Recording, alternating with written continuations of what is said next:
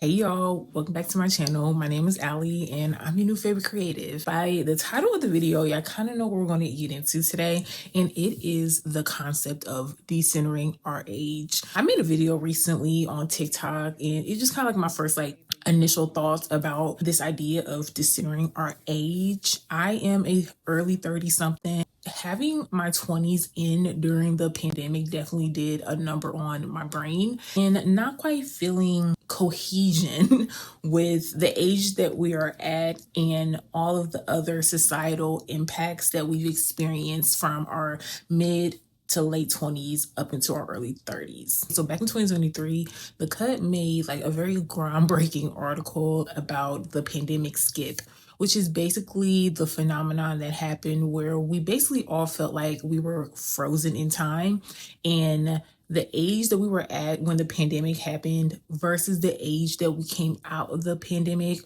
were both disconnected. I've sat with this over the last 2 years, but I think now where I'm at, because there's just been a lot of grieving and letting go of the different pressures that I put on myself, that are all in connection to what people in society has said that these are the things you need to take off by this age. And I'm like, girl, I don't know, I probably got two or three off of them, but that also doesn't mean that I still cannot achieve these things in the point where I'm at in my life today. Now, decentering our age is basically saying I am no longer pedestalizing this and I'm just putting my focus somewhere else. So why decentering our age feels very resonant in this time is because a lot of us 30 somethings are kind of waking up out of a slumber and remembering that we literally built the internet and that we are literally the generation at the intersection of analog in a digital first world. A lot of us have broken up with the ideas of, having the perfect 9 to 5 career trajectory, or being married at a certain age, having kids at a certain age, owning a house, or simply having it all figured out, when the rules and expectations that were passed down to us literally do not match the world that we are living in. And we've had to come to grips with that. So I have a couple ways that I am personally deciding to decenter my age, and we're going to get into that. So I'm just going to cut to the chase. This whole dating situation and dating and just being single in my early 30s, I have dated a lot, but have very few serious relationships. I have literally reduced that pressure off of myself as I've gotten into my 30s. Now, when I first broke the door of 3 in the O, I definitely was like, dang, I thought I had my man by now. I thought that, he would at least, be talking about engagement, or I would at least have the love of my life in my kind of atmosphere. But if I entered those relationships with the standards that I have now, it would just be two completely different outcomes, because I was not the woman that I am today. A lot of wisdom comes with age. I feel like I'm someone who's been very wise and insightful for the majority of my life. That does not mean that I would have gone into those relationships with that same discernment and insight for myself. But now, because I am older, I feel like I am better prepared for that lifetime love and healthy relationship that I have been praying for.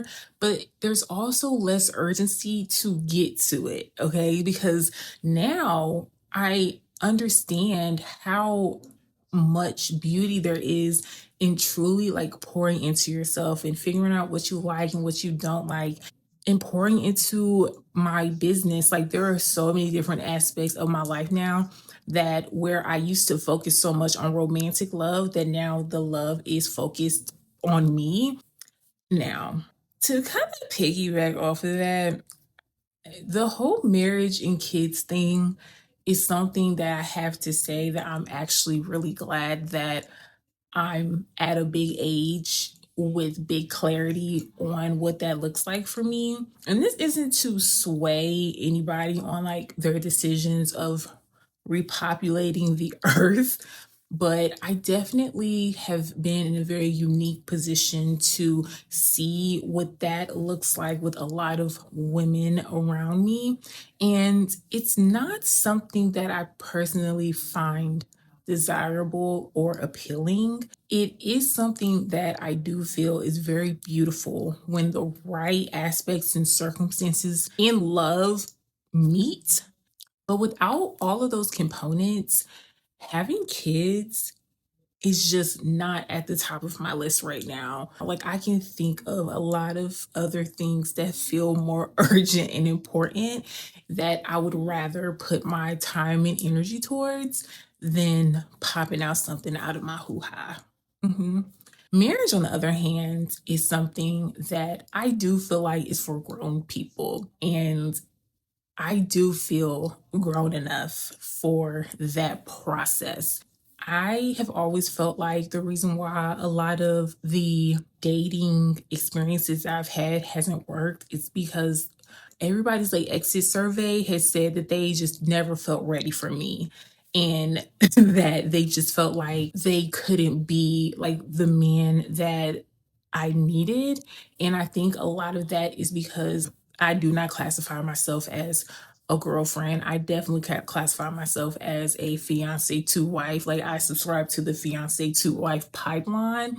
And I think a lot of the dudes that I dated just like realized that they weren't ever gonna get there with me. And so they released me. Okay. And I actually, in retrospect, kind of appreciate that. But I think that clarity again has only come with age and with time. Okay, so I kind of want to shift gears a little bit and talk about this concept that I'm sure you've heard of, but it's really helped me to make peace with a lot of, my career anxieties and kind of like shedding different like expectations that I formerly put on myself and how that matches with who I am today. And it is understanding that I am a non-linear career path girl. I was like a writer, and being a storyteller isn't something that you just like stop doing. You just find a different medium to do it. And me telling stories, me writing, I did have career aspirations to where I wanted to be a editor in chief by 30 something. I wanted to be, somebody's features editor, editor at large. The Devil Wears Prada, Sex in the City, Love Jones, like the journalist writing for a living life was definitely something that I wanted and aspired to. But for whatever reason, it just didn't really like come into fruition. And again, because we're decentering our age, that does not mean that it cannot still happen. It's just releasing the timeline and understanding that right now with the internet and with certain platforms, there is no barrier to entry. There are really no gatekeepers except for the institutions that we try to like pedestalize and stuff. But if you want to be the editor-in-chief of your own Substack, then you are the editor-in-chief of your own Substack. If you want to be the editor at large for, I don't know, an unknown indie zine that is for women in their 50s, then you are the editor at large for that. The thing about where we are now and why it's so unique is that the only real barriers that exist are the ones that we have not released and let go of. We're not playing by the same rules anymore. While the system still exists, the rules are being adjusted and changed. And we are in a unique position to take advantage of that. So, with that, yes, a lot of us are going to have very nonlinear career paths, and it's going to look different for everyone. That's why for me, I've definitely been allowing myself to rest in the title, not necessarily the identity, but definitely the title of being a full-time content creator and founder of a blooming and fast-growing social club, because those are what my focus is on right now. Those are the things that I am pouring my time and energy into that I desire a particular outcome from. I want to encourage and empower you to do the same for yourself. Like, I don't know if you're a 9 to 5 girly or you're someone who's kind of teetering on the edge of entrepreneurship. Now, that's another topic for another day that we can break down of why I don't feel like everyone should be an entrepreneur, but not like the Tabitha Brown stuff, but like sort of, we'll talk about it. Or if you're already in the door at a corporate job and they're treating you right and paying you good, and you just want to see it through while you have hobbies and other interests outside of that, you should empower yourself to have that and to also know that your identity is not attached to what you do, it is attached to who you are. You feel me? The last thing that I really want to talk about is like this idea of community and making friends. Let's talk about it. I have had a very peculiar experience with like making friends as an adult, which is literally why I started my social club, Black Girl Playground, because I'm a frequent mover. I have lived in, I think, is it 5 cities now? When I graduated college and I got my first job outside of college, I moved directly to New York City. And from there, I have moved to LA and I lived in Charlotte for a little bit for an internship, Chicago, and now I'm in Indianapolis. So I am a frequent mover, okay? And with that, I've had to start over a lot of times. And somehow, some way, I have always ended up meeting people and making new friends. Now, whether or not those relationships lasted is another story for another video. And again, we can talk about that. We have so much to talk about. Even though a lot of them did not last, I cannot allow that to negate the fact that I have the ability to make friends over and over and over again. And with the rise of social clubs and being able to, dip your toe in different interests and, meet people with similar interests and tastes as you, like, why would we ever think that because we're not in college anymore or that we're not, we don't have like work friends, especially as an entrepreneur and solopreneur working by myself and doing work on my own, just because you don't have those immediate spaces like work or school or church to where you see the same people on the same day every time and thus are able to build those relationships over time does not mean that your time of making friends is done just because you go from 29 to 30 or just because you became a mom or just because you had a really good friendship that ended unexpectedly. There is always opportunity to expand your community and to not think that age or location or occupation or even the limits that you put on yourself or reasons why you cannot have the community and friends of your dreams. The gag is that I feel like more women in their 30s are actually looking for those lifetime friendships. They are looking for their tribe. They're looking for their chosen community, their chosen family.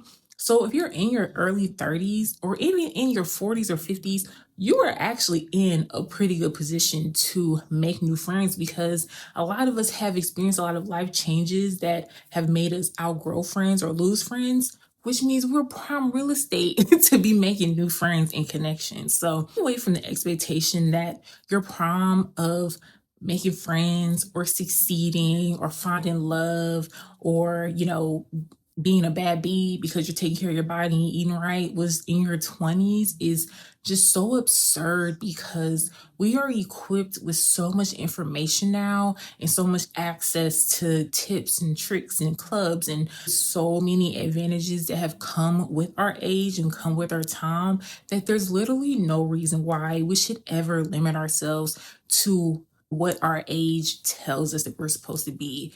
In fact, it is actually our duty right now as 30 somethings, or even if you're coming into the club and you're in your late 20s, it is absolutely your job to make these years the best ones of your life. And so I just wanted to talk about that today. And yeah, let me know in the comments like different ways that you're considering your age, or if this is a new term that you hadn't really thought about but are considering now that you watched the video. So be sure to like, comment, and hype your girl up. Just to let me know that you were here. And yeah, thank you for hanging out, and I'll see you in the next one.